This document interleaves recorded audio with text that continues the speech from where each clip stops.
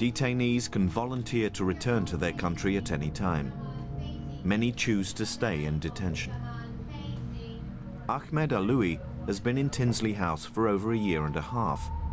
He's the longest held detainee here. I'm now 23 years old. But I come to England when I was 21. Now it's 23. Ahmed travelled to Britain hidden in the back of a lorry and on arrival was found by the police. Do you know what the plants are? He couldn't speak any English and had no identification to prove who he was or where he'd come from. He was questioned by immigration and immediately detained. He's refused to give information concerning his nationality, which has entailed quite long investigations into his true nationality. We now know he's Moroccan, and the Moroccan embassy has issued him with a Moroccan passport. Ahmed says he fears for his safety if he's returned to Morocco. He claims he fled the country after fighting with a policeman who'd promised to marry his sister. He said to her, like, next week I marry you, and he's gonna marry another woman. And my sister, she took some tablets and she died, you know? She killed herself. And I was fighting with this policeman. And I broke his hand, you know? They took my father and my brother to prison.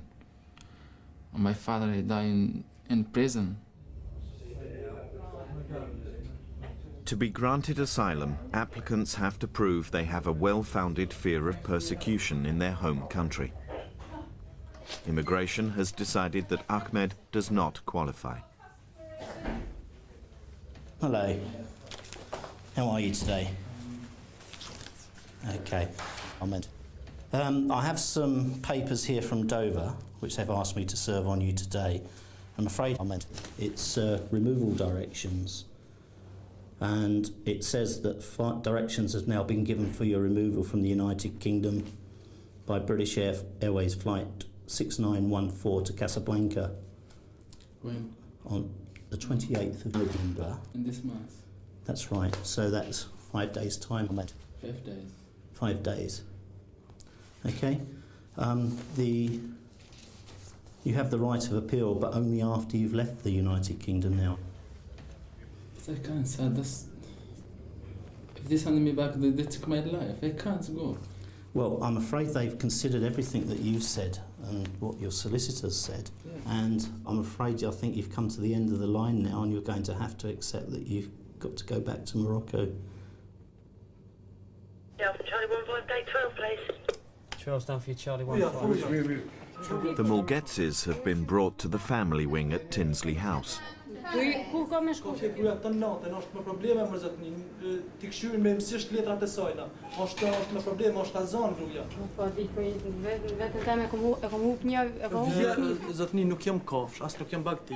Me ardhë me marrë thut ka marrë serbi, se serbi veç serbi ne ka bon sa shto. Shteti s'ka drejt me shkel ato mirë ju, se jena njerëz, se kena drejta. Që ato që keni të drejta ju. Nuk ka për një vup, ato çuhet atje. Në rregulla, me listë, me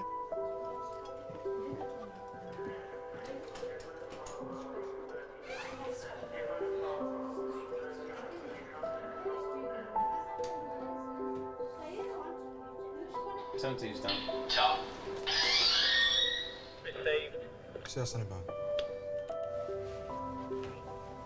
After being told of his removal, Ahmed has asked to see his solicitors. Hi.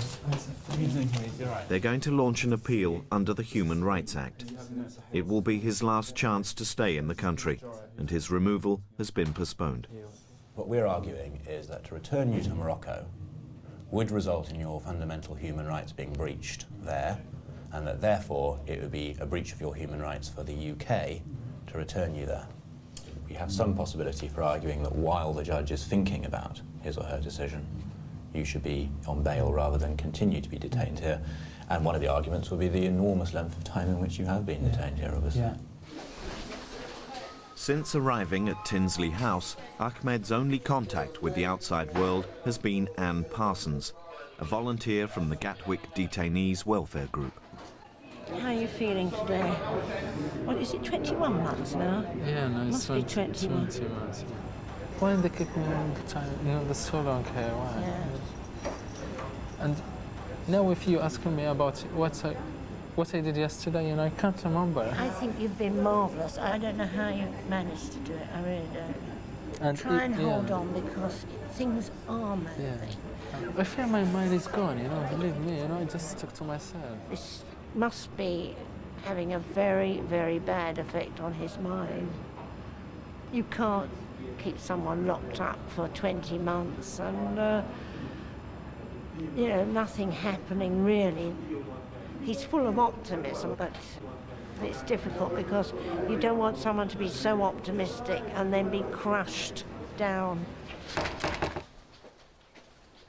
When I heard some good news, I'm okay, you know. And when I heard bad news, I fell down.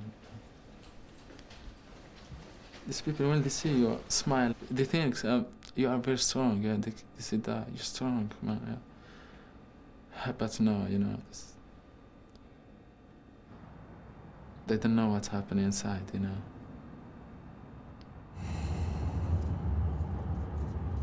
The target to remove 30,000 failed asylum seekers is one that Dr. Mace admits will not be easy.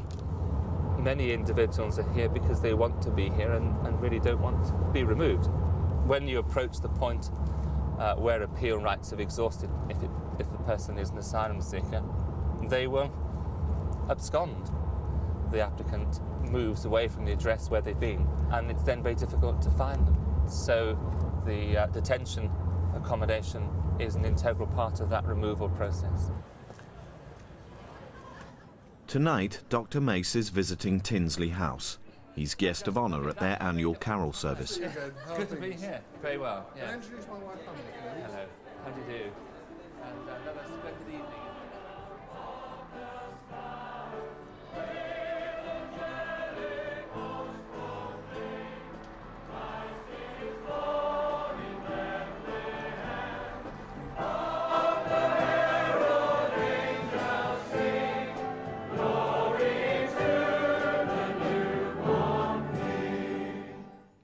Father of all, bless all those who are detained here and give them inner strength to sustain them in their confinement.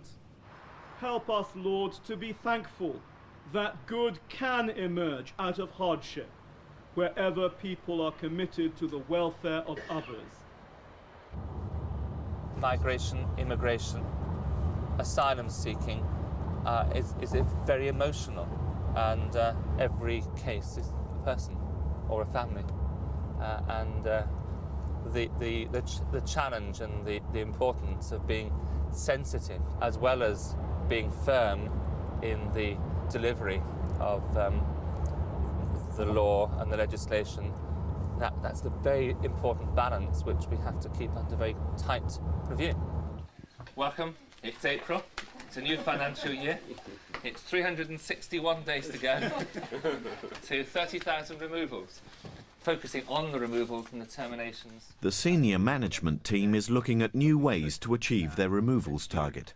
Pause for a moment. One option is to charter planes, allowing large numbers of people to be removed at the same time. They're considering which nationalities may be suitable. There are about half a dozen nationalities at the moment, the Kosovans and the Romanians and the Albanians and Czechs. We want to feed Sri Lankans and Pakistanis into this process, drip feed them through and put them on commercial flights until the numbers are up and we can justify a charter aircraft. Could I ask a question about what we're doing to sort of publicise this? My preference is that we keep a low profile, at least until we've built this up. Obviously responding if ministers want us to brief, or indeed if questions get raised, but I would like to keep this a low profile. The chartering of aircraft has been codenamed Operation Aardvark. One of the first destinations is Pristina in Kosovo. 48 failed asylum seekers from Kosovo have been brought to Tinsley House to be detained before being put on the flight.